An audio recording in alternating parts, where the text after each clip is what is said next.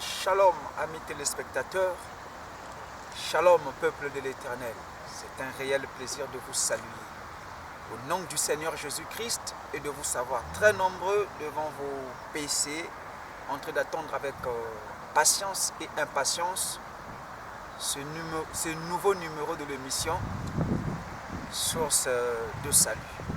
Alors, bien aimés, ce soir, nous allons décortiquer avec vous un thème très important où, avec le Saint-Esprit, nous avons intitulé plutôt l'adultère de l'Église. Alléluia. L'adultère de l'Église.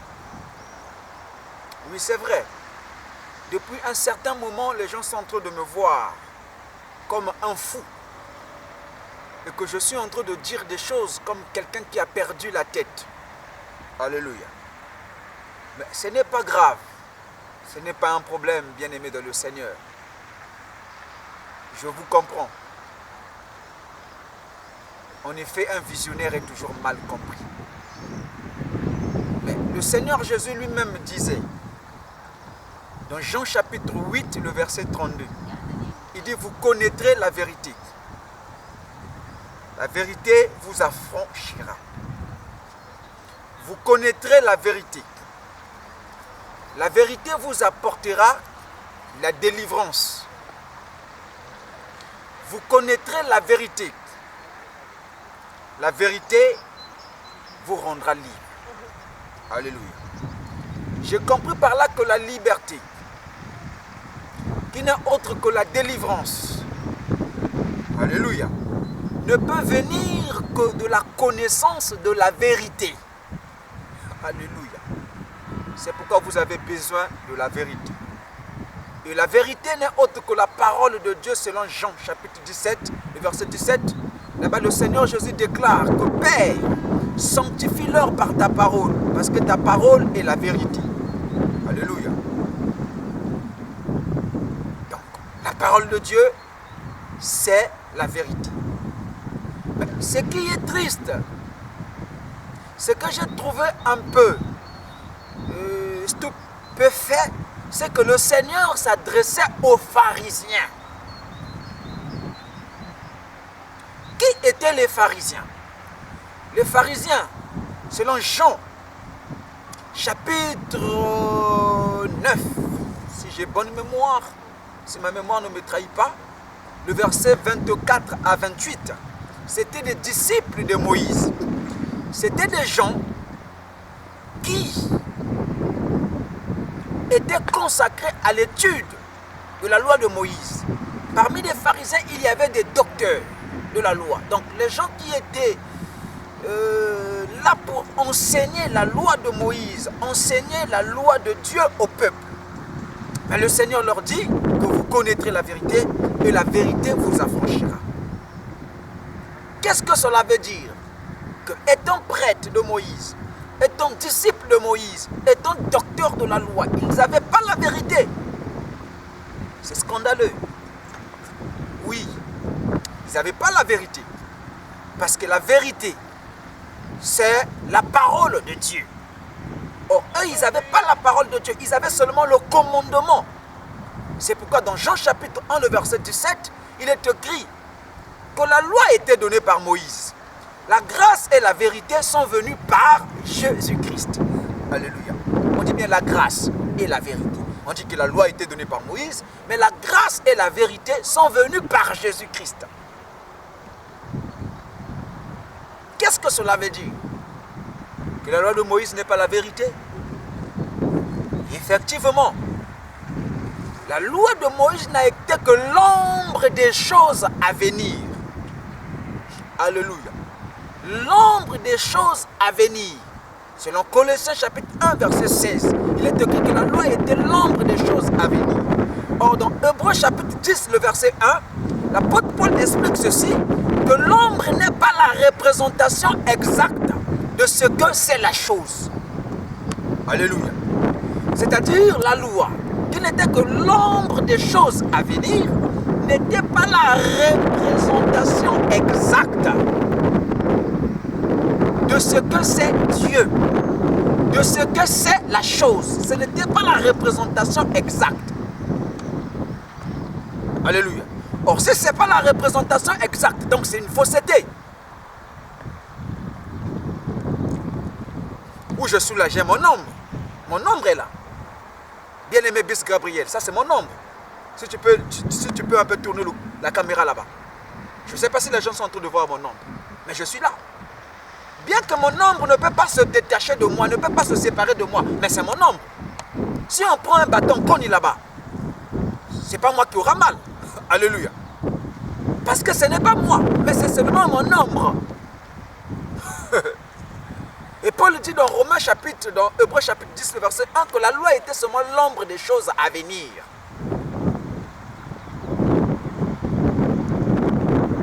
Alléluia. Et oui, c'est la vérité. Les gens m'appellent de gauche à droite. Qu'est-ce que tu es en train de raconter? Selon eux, je suis en train de raconter les faussetés. Mais ce n'est pas grave. Si ce que je dis, c'est la fausseté, Dieu seul soit béni. Mais je suis convaincu que je ne suis ni dans l'erreur, ni dans la fausseté. Alléluia. Parce que ce que je dis, c'est des choses qui sont écrites. Mais c'est vous qui êtes dans l'erreur, excusez-moi, c'est vous qui êtes dans la fausseté, parce que vous ne comprenez ni l'écriture, ni la puissance de Dieu. Selon que le Seigneur Jésus s'adressait dans Matthieu chapitre 22, à partir de verset 29 à 30, quand il s'adressait aux scribes qui étaient venus le voir pour lui dire, Maître, il nous a été dit qu'il y a la résurrection des morts. Mais il y a eu un homme, Moïse nous a dit, que si un homme épouse une femme et que cet homme meurt sans progéniture, sans descendance, sans avoir eu un enfant, son frère va prendre sa femme. Au cas où ce dernier mourrait, son frère va hériter sa femme afin de donner une progéniture, un enfant, une descendance à son frère qui vient de décéder. Et dans un village, il y a eu un homme qui mourut, il n'a pas laissé d'enfant, et son frère a hérité la femme selon la loi, selon la coutume. Le frère aussi est mort sans enfant.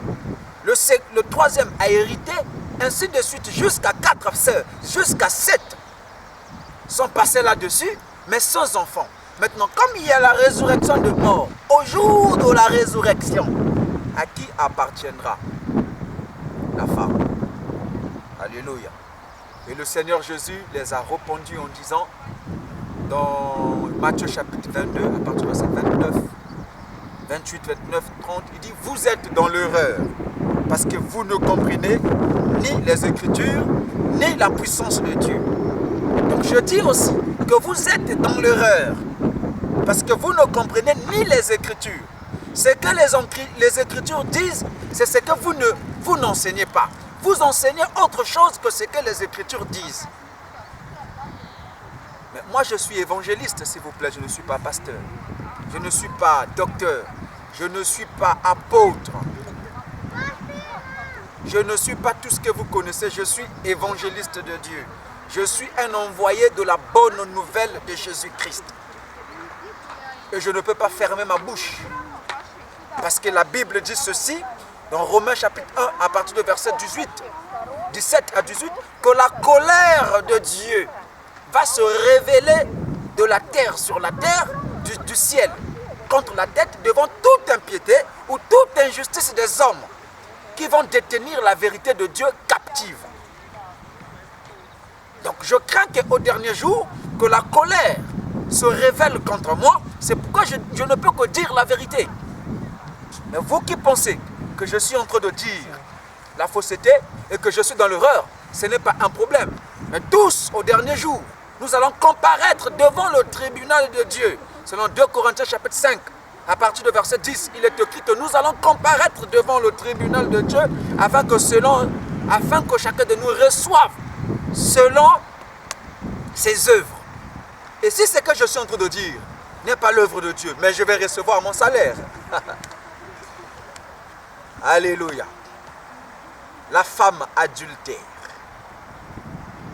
L'église adultère. L'adultère de l'église. Nous allons, au travers le message d'aujourd'hui, révéler que l'église est dans l'adultère et elle doit se repentir. L'église est dans l'adultère. Suivez-moi, regardez-moi, vous qui me suivez, si vous êtes église de Dieu, si vous êtes chrétien, l'épouse de Jésus-Christ, vous êtes dans l'adultère. Vous allez vous repentir. Parce qu'il est écrit dans 1 Corinthiens chapitre 6, le verset 9, si j'ai bonne mémoire, que les adultères n'hériteront point le royaume de Dieu. Vous devez vous repentir. L'église doit se repentir pour son adultère. Sinon, vous n'allez pas rentrer au ciel.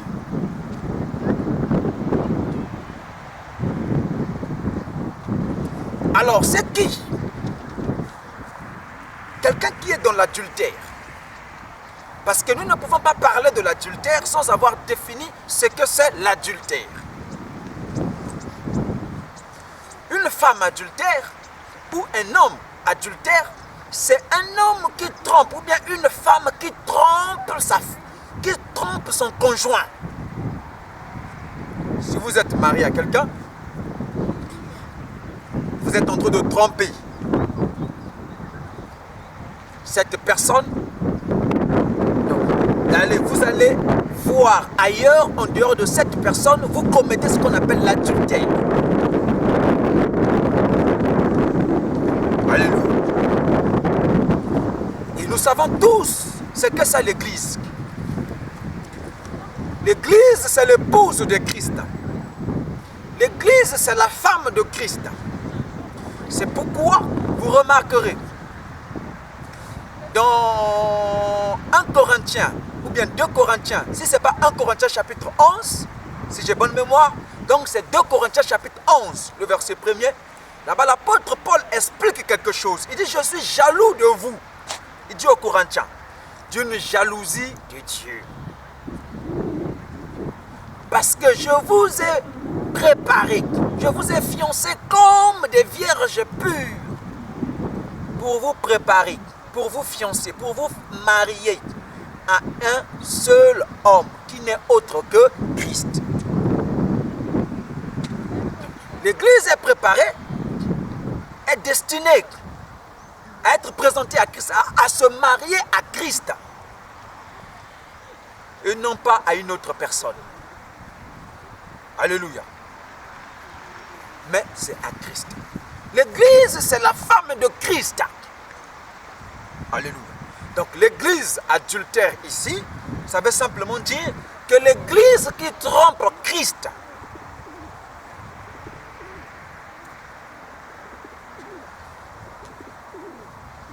L'église qui voit ailleurs.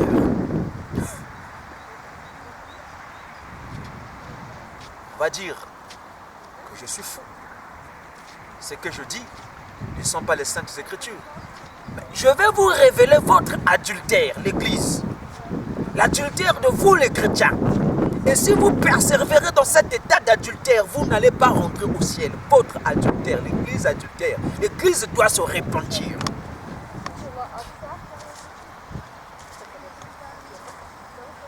Nous allons ouvrir nos saintes écritures dans le livre de Romains, afin que les gens comprennent que je ne suis pas en train de dire des paroles en l'air. Romains, chapitre 6. Romains, chapitre 6. Bien-aimé Bis, toi qui es derrière la caméra, que Dieu te bénisse. S'il te plaît, Romains, chapitre 6. Le verset 7 jusqu'au verset 6. J'aimerais que les gens voient que j'ai ici la Bible avec moi. Romains chapitre 6, le verset 7. Et Romains chapitre le 7 plutôt, excusez-moi, Romains chapitre 7, le verset 1 jusqu'à 6. Ouvrez vos saintes écritures avec moi. De peur que vous dites que ce que je suis, moi j'ai une Bible extraordinaire. Elle est là, c'est la version Luségan. Luségan, j'ai la version Luségan, la Sainte Bible. Luségan, docteur en théologie. Voilà. Traduite d'après les textes originaux, hébreu et grec. Ouvre ta Bible avec moi. Romains chapitre 7, le verset 1 jusqu'à 6. Je lis la parole de Dieu. Ignorez-vous, frères, car je parle à des gens qui connaissent la loi.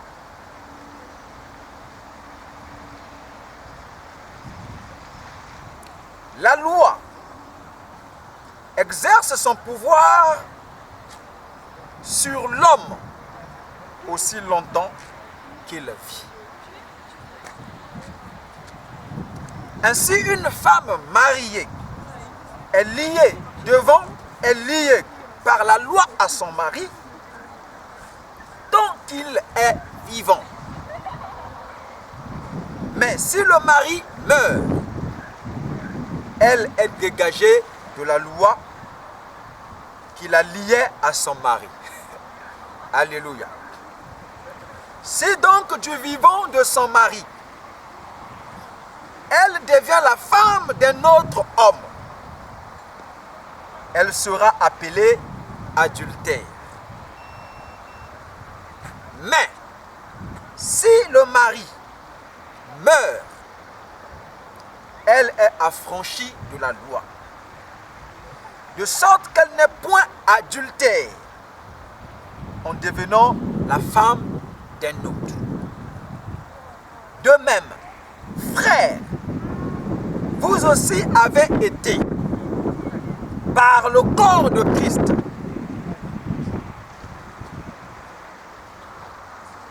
mis à mort en ce qui concerne la loi, pour que vous obteniez un autre, à celui qui est ressuscité de mort, afin que nous portions des fruits pour Dieu. Car lorsque nous étions dans la chair, les passions des péchés provoquées par la loi agissaient dans nos membres, de sorte que nous portions des fruits pour la mort. Mais maintenant, nous avons été dégagés de la loi, étant morts à cette loi. Étant morts à cette loi sous laquelle nous étions retenus. De sorte que nous servons dans un esprit nouveau et non selon la lettre qui a vieilli. Amen. Ici, l'apôtre Paul est en train d'expliquer à l'église de Rome, une église païenne. Alléluia. Une église d'origine païenne. Parce que nous avions expliqué ici que païen veut dire peuple non juif. Païen ne veut pas dire quelqu'un qui ne prie pas. Non, païen veut dire peuple non juif. C'est dans Actes des Apôtres chapitre 14, le verset 16. Il est écrit que ce Dieu-là, dans les âges passés, avait laissé toutes les nations suivre leur propre voie. Il n'avait qu'un seul peuple qu'il avait choisi, c'était les enfants d'Israël. Tout le peuple qui existait en dehors d'Israël était appelé des païens, c'est-à-dire des nations, les peuples qui n'ont pas Dieu. Alléluia. Les peuples qui n'ont pas droit à des choses de Dieu. Et comme des Romains aussi, comme Rome aussi, Rome était une église d'origine païenne. Rome était une église d'origine païenne. Parce que les Romains, alléluia, faisaient partie des nations, des peuples qui étaient sans Dieu. Mais après la mort et la résurrection de Jésus-Christ, le Seigneur nous a dit dans Luc chapitre 15, le verset 16, que allez partout dans le monde, annoncez la bonne nouvelle, faites maintenant de toutes les nations, faites de toutes les nations païennes, des païens, mes disciples. Selon l'ordre du Seigneur, Rome aussi a reçu l'évangile de Christ. Alléluia. Mais,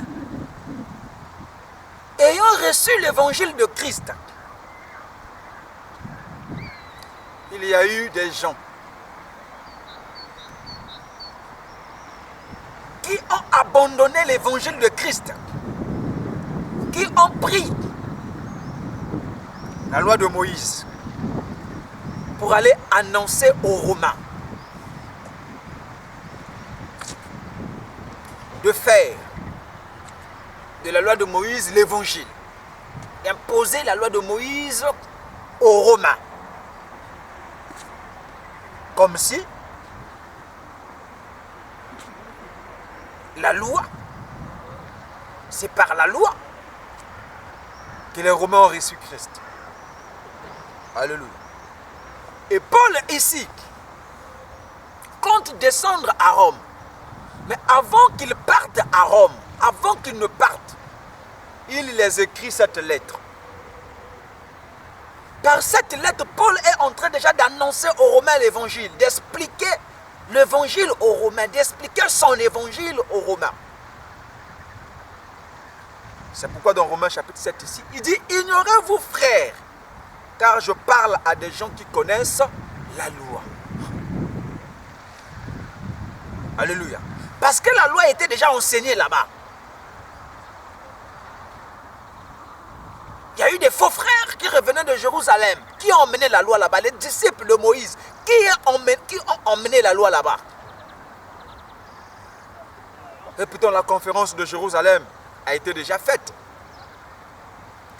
Dans Actes des Apôtres chapitre 15, on a traité ce sujet-là, de la loi de Moïse, on a traité ça. Alléluia. Les apôtres ont résolu. Dans Actes des Apôtres chapitre 17, on va lire. Vite fait, les apôtres ont réglé cette question-là. Actes chapitre 15. Alléluia. Dans verset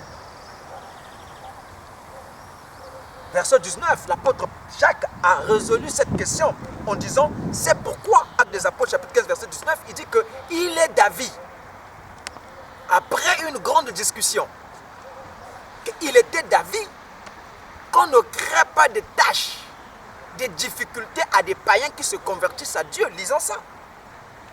Actes des Apôtres chapitre 15, lisons ça pour que vous compreniez au moins ce que je suis en train de dire ici. Actes chapitre 15, tu as ta Bible avec moi, lis ça.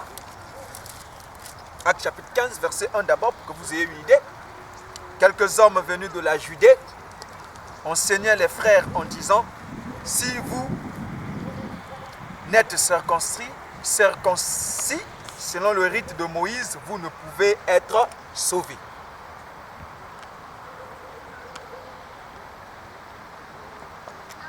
Si vous n'êtes circoncis, s'il vous plaît, si vous êtes circoncis, si vous n'êtes circoncis selon le rite de Moïse, vous ne pouvez être sauvés. Le verset 2 déclare, Paul et Barnabas eurent avec eux un débat et une vive discussion. Et les frères décidèrent que Paul et Barnabas et quelques-uns de leurs monteraient à Jérusalem vers les apôtres et les anciens pour traiter cette question. Alléluia. Et en traitant la question, dans le verset 19 de Actes des Apôtres chapitre 15, il est écrit, c'est pourquoi je suis d'avis, dit l'apôtre Jacques, qu'on ne crée pas de difficultés à ceux des païens qui se convertissent à Dieu, mais qu'on leur écrive de s'abstenir des souillures des idoles, de l'impudicité, de l'animal étouffé, des animaux étouffés du sang. Car depuis bien des générations, Moïse à chaque ville Moïse a dans chaque ville des gens qui le prêchent, puisqu'on le lit tous les jours de sabbat dans les synagogues. Amen. Donc Moïse, on voit ici, avait toujours des gens qui le lisaient chaque jour de sabbat dans les synagogues. Combien même que cette question avait été déjà résolue de la loi de Moïse, que la justification ne devait plus venir par cette loi, la question était déjà résolue. C'est comme aujourd'hui nous avons les Saintes Écritures. La loi de Moïse est déjà mise à côté. On ne peut plus enseigner ça dans l'église. On ne peut plus demander aux gens de se conformer à cette loi pour être sauvés. On ne peut plus le faire. Alléluia. On ne peut plus le faire, on ne peut plus leur demander ça. Mais il y a toujours des gens qui enseignent cette loi. Il y a toujours des gens qui, pour quelle raison, nous ignorons. Mais combien que ce n'est pas testamentique, combien que ce n'est pas biblique. Alléluia. Et il est écrit que Paul envoie une lettre. Paul s'adresse à l'église de Romains, à l'église de Rome, aux Romains. Il dit, ignorez-vous frères, que je parle à des gens qui connaissent la loi. La loi exerce son pouvoir. La loi exerce son autorité à une personne seulement quand cette personne, elle est vivante. Alléluia. Aussi longtemps que l'homme vit, la loi peut exercer son pouvoir sur lui. Alléluia. Une femme mariée ou bien un homme marié est lié à son mari par la loi seulement aussi longtemps que cette dernière ou bien ce dernier est encore en vie. Alléluia. Si ce dernier meurt, si ce dernier n'est plus là, ils ne peuvent plus être liés à la loi. La loi ne peut plus exercer le pouvoir sur lui. La loi ne peut plus exercer l'autorité sur lui. Parce que l'autre est déjà mort. L'autre n'existe plus. Alléluia. En ce moment-là, si l'autre n'existe plus, ce dernier, c'est-à-dire le mari, alléluia, ou bien la femme, à la mort de l'autre, il va se remarier, ou bien elle va se remarier, elle n'est pas adultère. Parce qu'elle est déjà décédée, elle est dégagée de la loi. Alléluia. Mais du vivant de son partenaire, du vivant de son mari, du vivant de sa femme, si elle va se marier à une autre personne, si elle va avec une autre personne, elle commet ce qu'on appelle l'adultère. Parce qu'elle n'est pas encore dégagée de la loi. Parce que la loi a encore l'autorité. La loi a encore le pouvoir. La loi a encore l'emprise sur cette dernière.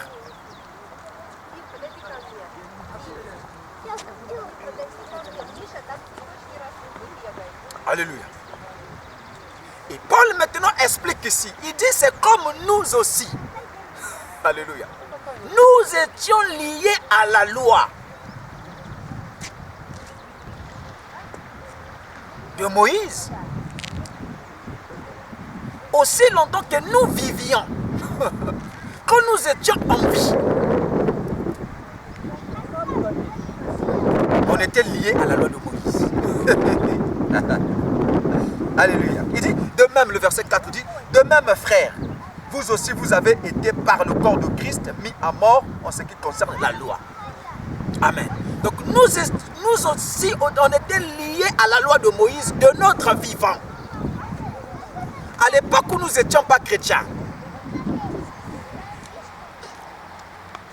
à l'époque où nous n'étions pas chrétiens, nous étions liés à Moïse, nous étions liés à sa loi. Alléluia. Mais depuis que nous avions reçu Christ dans notre vie, comme notre Seigneur et notre Sauveur personnel. Alléluia. Nous sommes passés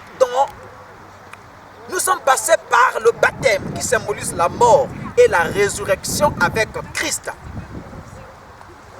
Donc nous sommes passés de la mort, alléluia, à la résurrection. Nous sommes devenus les nouvelles personnes.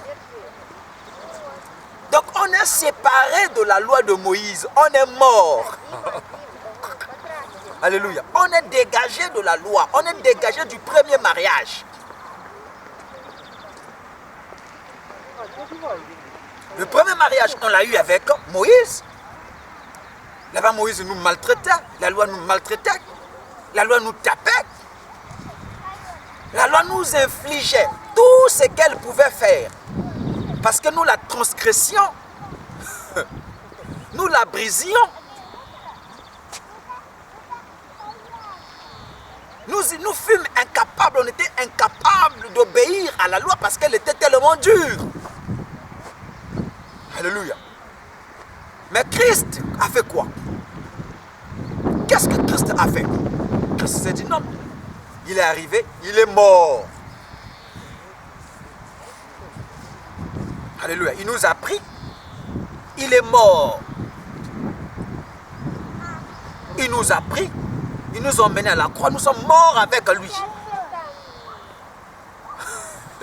On est ressuscité, Moïse est resté les mains vides, puisque nous sommes morts. Donc on est dégagé de la loi. C'est ce que Paul nous fait comprendre ici. De même, frères, vous aussi, vous avez été morts. Vous avez été, par le corps de Christ, mis à mort en ce qui concerne la loi. Pour que vous absteniez, que vous apparteniez à un autre, à celui qui est ressuscité des morts, afin que nous portions des fruits pour Dieu. Voilà. On a été par le corps de Christ, par le baptême, participé à la mort. Nous avions été crucifiés avec Christ, ressuscités avec lui. C'est pourquoi dans Galates chapitre 2, le verset 20, l'apôtre Paul explique que si je vis, ce n'est plus moi qui vis. C'est Christ qui vit en moi, parce que j'ai été mort et ressuscité avec Jésus-Christ. Alléluia.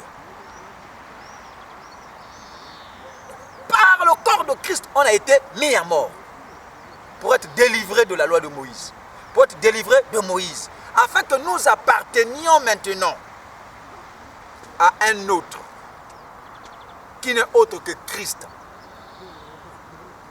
Alléluia. Mais on remarque aujourd'hui que l'Église qui appartient à Jésus-Christ fait encore le recours à la loi de Moïse. Vous faites encore recours à la loi de Moïse. Mais à ce moment-là, qu'est-ce que vous êtes en train de faire? Vous êtes en train de commettre ce qu'on appelle l'adultère. Voilà votre adultère, frère. L'ancien mari qui vous maltraitait, qui vous tuait, qui vous faisait du mal, dont vous vous êtes séparés par la mort de Christ. Et aujourd'hui, vous repartez encore, vous faites encore recours à lui. Attends. De qui vous vous moquez? De votre nouveau mari. C'est comme toi, une femme qui a été déjà séparée avec ton ancien mari. Mais à tout moment, tu repars toujours chez ce mari-là. Tu vois toujours ce mari-là, mais tu es dans l'adultère.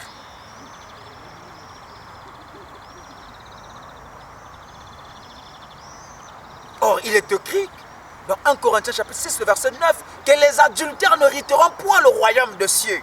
Voilà l'adultère de l'Église. Vous faites toujours recours à la loi de Moïse.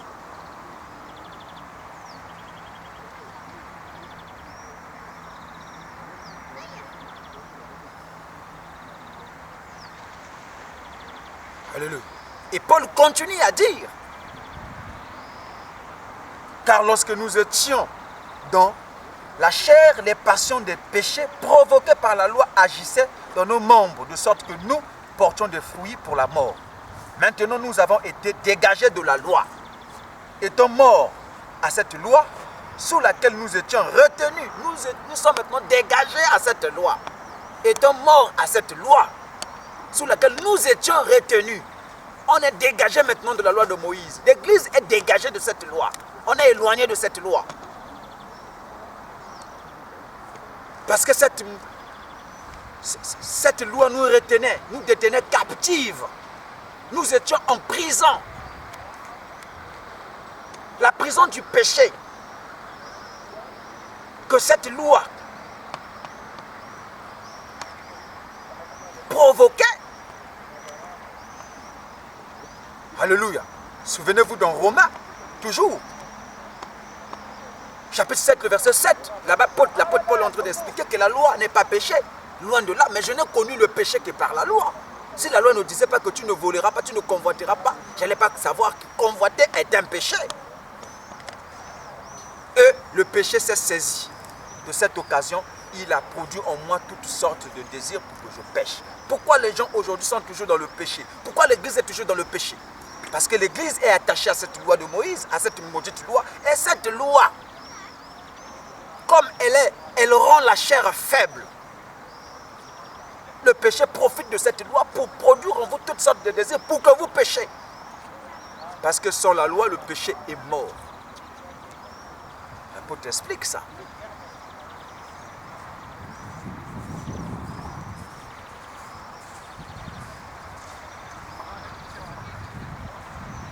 Retenez ceci, que cette loi-là,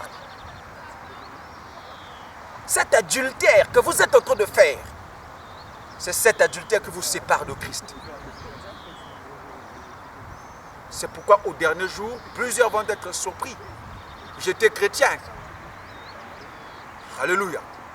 Mais tu étais chrétien. J'étais marié à Christ. Mais pourquoi tu n'es pas rentré dans son royaume?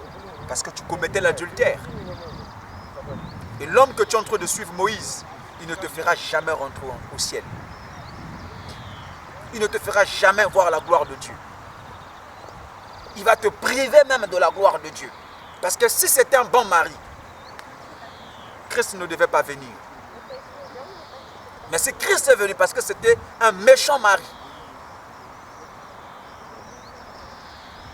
Lisons Galates chapitre 5. Le verset 4, nous allons comprendre quelque chose. Galates 5, verset 4, il est écrit: vous êtes séparés de Christ. Vous tous qui cherchez la justification dans la loi de Moïse, vous êtes déchus de la grâce. Alléluia. Vous êtes séparés de Christ Jésus. Séparés de Christ. Vous tous qui cherchez la justification dans la loi de Moïse. Vous tous qui repartez encore à l'ancienne alliance. Vous êtes séparés de Christ. Vous êtes déchus de la grâce. La grâce ne vous sert plus à rien. Or, si nous sommes séparés de Christ, quel va être le résultat? Toi qui enseignes la loi de Moïse, toi qui es attaché à la loi de Moïse, la loi de Moïse te fait séparer de Christ.